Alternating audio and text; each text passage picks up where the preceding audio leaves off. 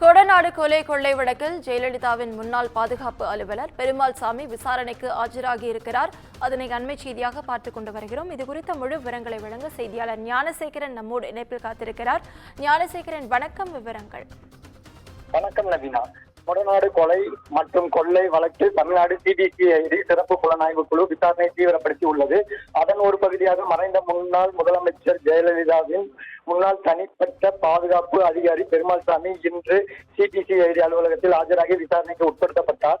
ஈரோடு மாவட்டம் பவானியை சேர்ந்த பெருமாள் சாமி இந்த வழக்கில் 200க்கும் மேற்பட்டோரிடம் விசாரணை நடத்தி சிறப்பு புலனாய்வு அதிகாரிகளால் அழைக்கப்பட்டுள்ளார்.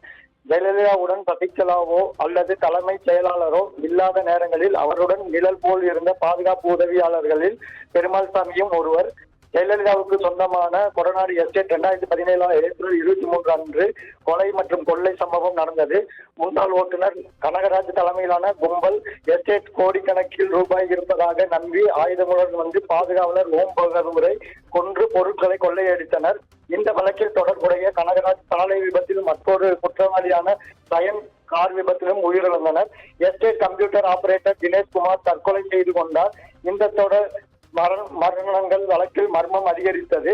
இதற்கிடையே முன்னாள் பாதுகாப்பு அதிகாரி வீரப்பெருமாள் கடந்த செவ்வாய்க்கிழமை அன்று சிபிசிஐடி அலுவலகத்தில் 3 மணி நேரம் விசாரிக்கப்பட்டார்.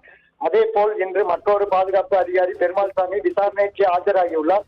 அவரிடம் சிபிசிஐடி அதிகாரிகள் தீவிர விசாரணை நடத்தி வருகின்றனர். நவீனா,